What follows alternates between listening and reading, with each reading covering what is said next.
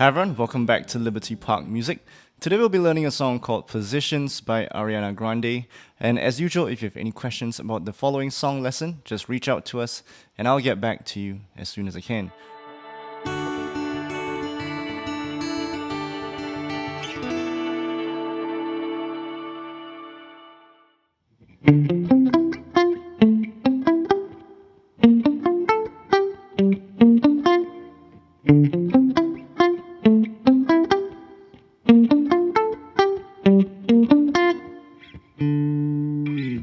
Alright, first let's discuss the song structure for Positions by Ariana Grande. So it first begins with an intro, which is that intro riff that I just played. Then it goes into the verse, into the pre-chorus, and then the chorus, and then the second verse, second pre-chorus, and then the chorus. And then we have a bridge section, followed by a chorus section again, and then it's an outro that kind of leads out with that same riff again. Alright, so first things first, let's check out how to play that riff that goes on throughout the entire song. Then we'll check out some of the chords. So let's figure out the notes first. So this part here, it's going for like a D minor 9 kind of chord. So you're playing an arpeggio essentially. So you're beginning with the 5th fret of the A string, 3rd fret of the D string, 5th fret of the G string, 5th fret of the B string, and then 6th fret of the B string. That's the first phrase. And then the second phrase goes into,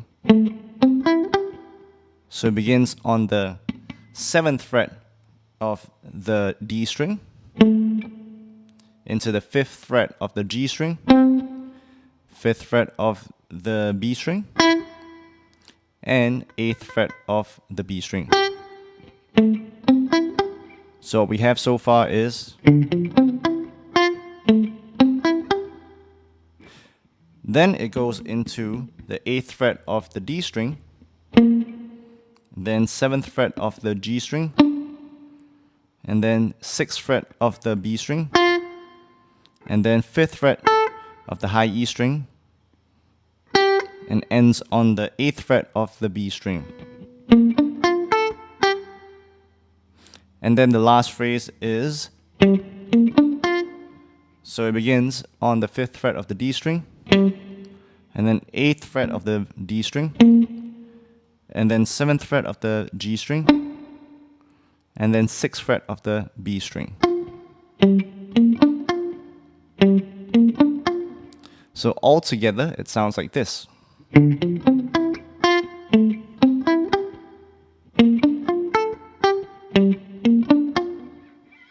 Now, one thing you might notice is that I'm using a technique known as a palm mute throughout the entire riff. So the palm mute is done by using this side of my palm and I'm placing it right above the saddles of my electric guitar.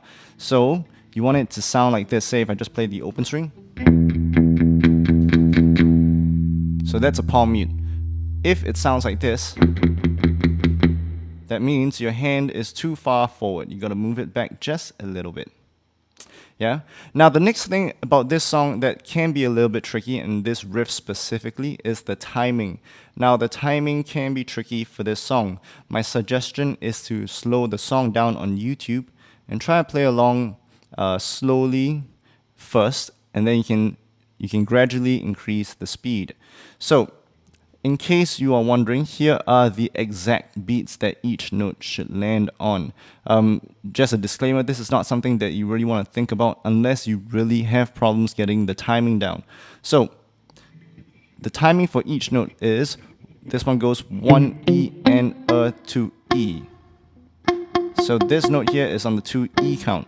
So 1 E and a 2 E, and on the you're gonna play this note. So 1 E and a, 2 E and a. And then the next note comes 3 E and a. So 3 E and a. So on the first bar, 1 E and a, 2 E and a, 3 E and a. Yep, once again, 1 E and a, 2 E and a, 3 E and a. So those are the exact beats that the note should land on. It's the same thing for the second bar with the B flat major 7 to the G minor 7. So 1 E and a, 2 E and a, 3 E and a. So the timing is exactly the same.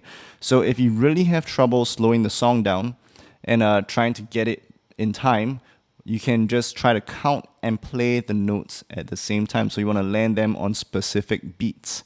So that's the tricky part of the timing, because a lot of the notes start on upbeats, and more specifically on the E and the Ers. Thank you for watching. If you want to check out the full video lesson, please visit libertyparkmusic.com, where we have online guitar courses available for streaming 24/7. Our courses are for beginners all the way to advanced players, and we have courses like Intro to Guitar, Jazz Guitar, and we have song lessons as well, so you can learn your favorite songs.